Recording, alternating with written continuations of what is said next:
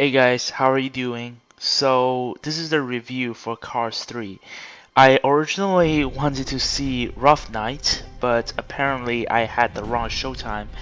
So I decided, okay, let's check out Cars 3. I had no intention of seeing this because I never seen Cars 1 and 2, and based on the reception I heard, it wasn't very good. And after seeing this, I say it was okay. It was somewhat above average, but nowhere near the Pixar standard I was anticipating. Now, before the movie starts, one of the trailer I really liked was Coco. It was about the relationship between the living and the dead.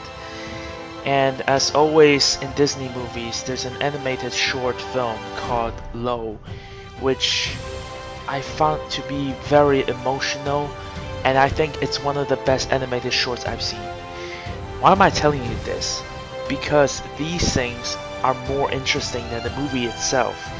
There are more emotions evoked from these trailer and animated shorts than the entire movie. Now, I may come more negative than I thought, but there's a lot of things happen in this movie that I just straight up don't care.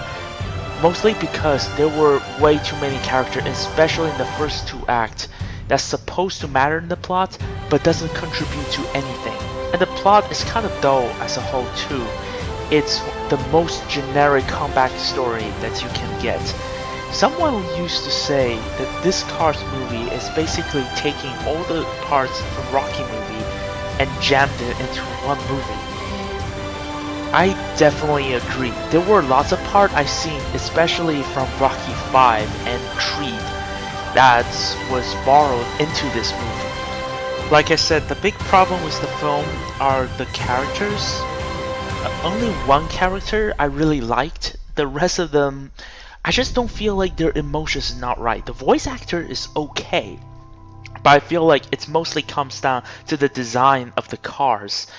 They have big eyes on their windshield and mouths in the front, but their eyes don't show enough emotion. When they feel sad, I don't feel like being sad, apart from the music played, which, by the way, this movie had an excellent score. But the character, I don't feel like they're showing enough sadness or joy to make me care enough about them. There was an anime in the early 90s or 80s called Hikarian. It's about a bunch of trains transformed into robots. Design-wise, they're very similar to cars, but I think they show more emotion than cars. And this is a very juvenile anime, so that's saying a lot. But the third act saved the entire movie. It brought heart and soul to the entire movie. There was something unexpected happening, and I found it to be very refreshing and surprising, and to some extent very emotional. I got sucked in for the last third act.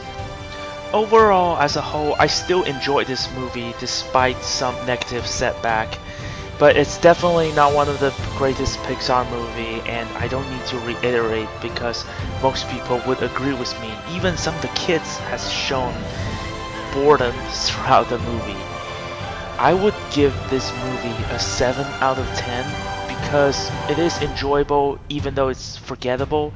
It has a heart and soul, unlike the Pirates of the Caribbean or Baywatch movies. Okay, so Cars 3, have you seen it? What do you think of it?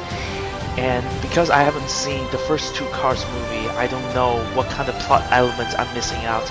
I do feel like I'm missing out on some crucial plot elements, but I hope that doesn't interfere with my overall judgment of the movie.